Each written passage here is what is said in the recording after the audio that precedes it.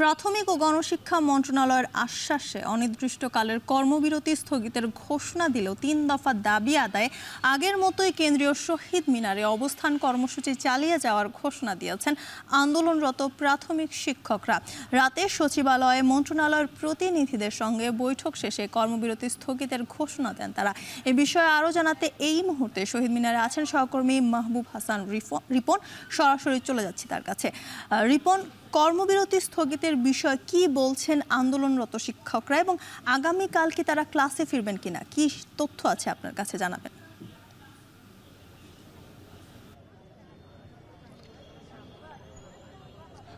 জ্যোতি, আপনি যেমনটি বলছিলেন যে সচিবালয় থেকে যে সিদ্ধান্তটি শিক্ষকরা জানিয়েছিলেন সেই সিদ্ধান্তটি শহীদ মিনারে এসে কিন্তু পরিবর্তন হয়েছে। শহীদ মিনারে আপনি জানেন যে আগে থেকে অবস্থান করছিলেন শিক্ষকরা, তো কাজে সচিবালয়ে যে প্রতিনিধি দল, শিক্ষকদের যে প্রতিনিধি দল বৈঠক করেছেন সেই বৈঠকে তারা বলেছিলেন যে সোমবারে তারা কর্মবিরতি যে ঘোষণাটি ছিল সেটি তারা প্রত্যাহার করে নিয়েছেন। কিন্তু শহীদ মিনারে শিক্ষকদের যে অংশটি অবস্থান করছিলেন তাদের রোষানলে পরে কিন্তু শেষ পর্যন্ত এই সিদ্ধান্ত থেকে সরে এসেছেন শিক্ষক নেতারা। তারা বলছেন যে সোমবারে যে সিদ্ধান্তটি কর্মবিরতির যে সিদ্ধান্তটি প্রত্যাহার করা হয়েছিল, সোমবারে কর্মবিরতি যে প্রত্যাহার করা হয়েছিল, কর্মবিরতির ঘোষণা দেওয়ার পরে সেটি প্রত্যাহার করে নেওয়া হয়েছিল, সেই সিদ্ধান্তটি শহীদ মিনারে এসে তারা পরিবর্তন করেছে। অর্থাৎ কর্মবিরতি চলবে।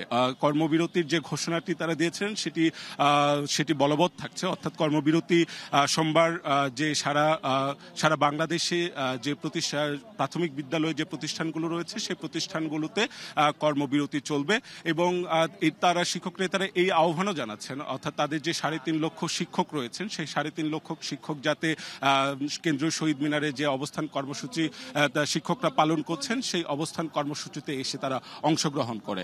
এবং এছাড়া তারা যে দাবি করছেন যে তাদের যে 3 দফা দাবি আছে সেই 3 দফা দাবি যতক্ষণ না পর্যন্ত মন্ত্রণালয় মেনে না নিচ্ছে ততক্ষণ পর্যন্ত তাদের এই আন্দোলন চলবে, এই কথাও বলছে। অর্থাৎ আমি যদি মূল কথাটি বলতে চাই সেটা হচ্ছে সচিবালয়ে শিক্ষকরা যে সিদ্ধান্তটি নিয়েছিলেন কর্মবিরতি সোমবার প্রত্যাহার করা হবে সেই সিদ্ধান্ত থেকে সরে এসেছেন।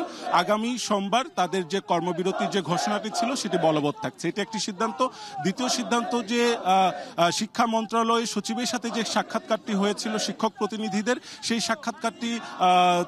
সাক্ষাৎকারটি যে সফল হয়েছে সেটি বলা যাবে না, বরং তারা অর্থ মন্ত্রণালয়ের যিনি সচিব রয়েছেন, অর্থ সচিব, তার সাথে সাক্ষাৎ করার ইচ্ছে পোষণ করেছেন শিক্ষক নেতারা। এবং শিক্ষা মন্ত্রণালয় এই ঘোষণাটি দিয়েছে যে অর্থ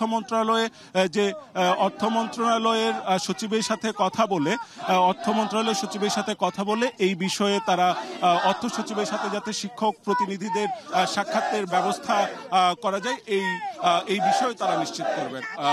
তো কাজেই কেন্দ্রীয় শহীদ মিনার থেকে আমরা এটি বলতে পারি শিক্ষকদের কর্মবিরতি প্রত্যাহারের ঘোষণা যেটি ছিল সেটি থেকে তারা সরে এসে আগামীকাল বাংলাদেশের সকল প্রাথমিক বিদ্যালয়ে কর্মবিরতি চলবে। এই ছিল কেন্দ্রীয় শহীদ মিনার থেকে আমার কাছে সবশেষ। জ্যোতি। কেন্দ্রীয় শহীদ মিনার থেকে যুক্ত ছিলেন সহকর্মী মাহবুব হাসান রিপন, জানাচ্ছিলেন সেখানকার সবশেষ তথ্য।